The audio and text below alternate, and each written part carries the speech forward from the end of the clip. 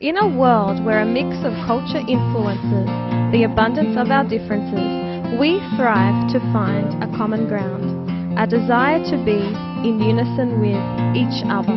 That desire is echoed by our need to a fulfilling life. You are irreplaceable.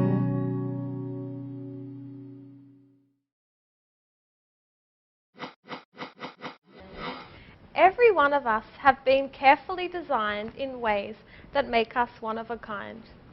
Although we find comfort in sharing commonalities with others, we need to instill the value of branding ourselves with the unique physical characteristics and personality qualities that we have.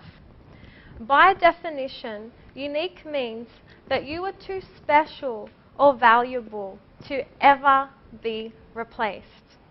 The goal is that we go beyond the written word and start to live and tell an unrepeatable story of our lives. Today, we're letting nature take its course. And today, you radiate the gift of your existence. With us today is Ms. Salome.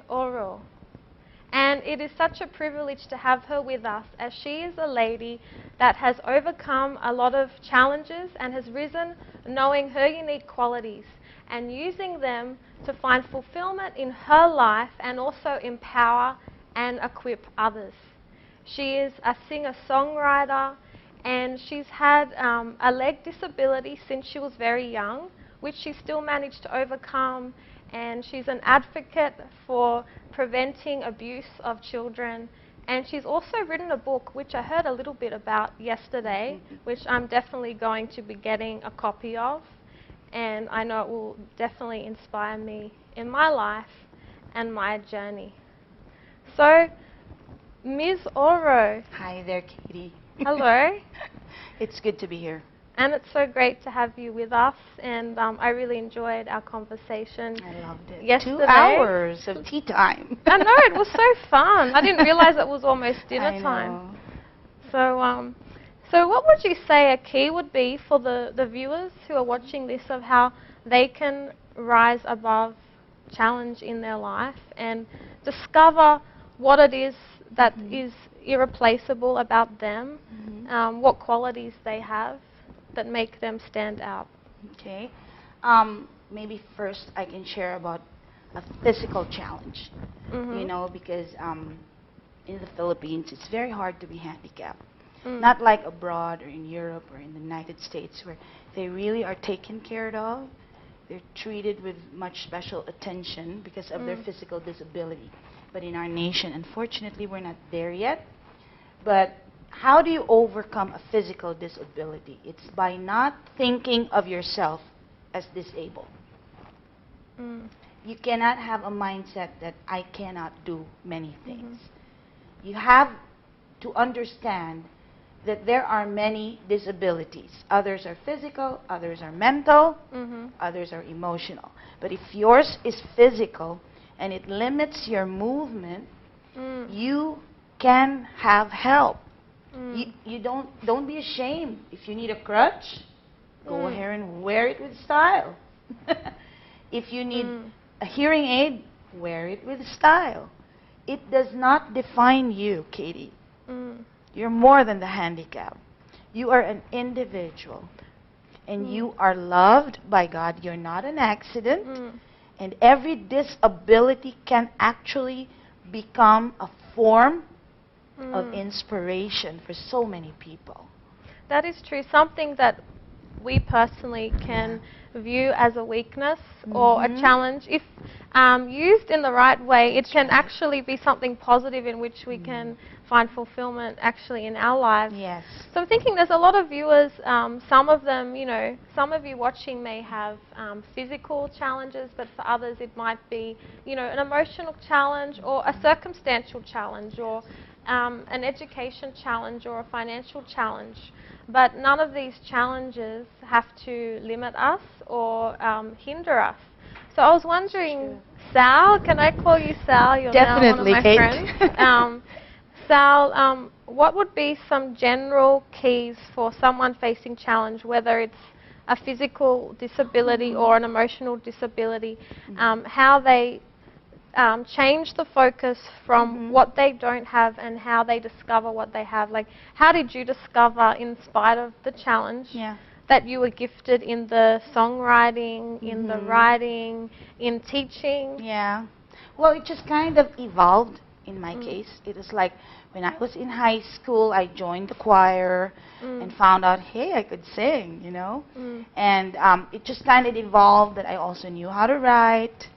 And then one principle that keeps me going is I love to learn new things. I love to hone what I have. I love to grow it, you know. Like, if I used to sing just teeny bopper songs, I challenged myself to go jazz. I challenged myself to go country, and then I went rock. Wow. As a Christian worship pastor, I sing rock. I sing all kinds of genre. So You're very versatile. yeah, I enjoy Very it. creative. But if you heard me the first time, it was like a squeaking mouse. You know how it is? Then some are really gifted that it just comes out naturally. That's why, I'll tell you a little secret, that's why I don't sing. Because I don't like hearing my high-pitched voice You should squeaking. try it more. You think I should try it? I won't horrify You could viewers improve. today. You can I can improve. Kate. Maybe you can be my coach. Sure. You can be my life coach too. That sounds like a good exchange. A good ex deal. I know. So it's that. Keep learning. Don't be afraid to experiment so that the gift will grow. But know your underlying foundation. Meaning, if it means that you will lose your self-respect, don't go there. You learn, but you don't sell your soul. You know what I mean? You learn, but you become a better person, a better example for the community. And so do you feel like from when you were very young, you had this innate passion, innate gifting with creativity, and then you just stumbled across in your life the singing? Yes. But you had a sense when you were very young that you were creative and in Yeah. that way? Well, you know, the adversity, the handicap actually geared me towards the arts. I couldn't compete in sports because obviously I couldn't run. So I think it, you know how life has its way of just happening. There is really a God. Providence. Yes, there's a God who really loves you and who has a plan. And sometimes we stumble into it. Sometimes we really discover it. Mine was like I stumbled into it. Yeah. I stumbled into it. I would agree with that if I also look at my life, and people have coached. It's kind of a combination of both. You stumble into it, but you also kind of have a knowing on the inside what you love to do. So was that your passion of what you love doing and what you enjoy doing? Singing The is creative like I'd stuff. do it even if I weren't paid. You know what I mean? I'd enjoy it. I enjoy it when I'm down, when I'm up, when I'm whatever. I sing, and it somehow lifts me up. Especially when I started singing, you know, giving back my talent to our Creator. It's like it lifts up everything that is dark and negative. And I've seen it when I sing for people that they too, their spirits also get lifted up, and you can't. No money can't buy that. You know what I mean? So that is a real key there, actually. What would you do, even if you weren't being paid to do it? Because that, my friend, may reveal one of your irreplaceable qualities, what you love doing as a child, what came naturally, what you're passionate about, what you would spend your whole life doing, even if you never got a penny from it, you never even got 1 peso from it. Would you still do that? That's right. I would do it. And it's amazing, though, you know, you doing these things, even if you're not being paid, that it has opened up job opportunities for you as well, and paid opportunities on occasion too. Yeah.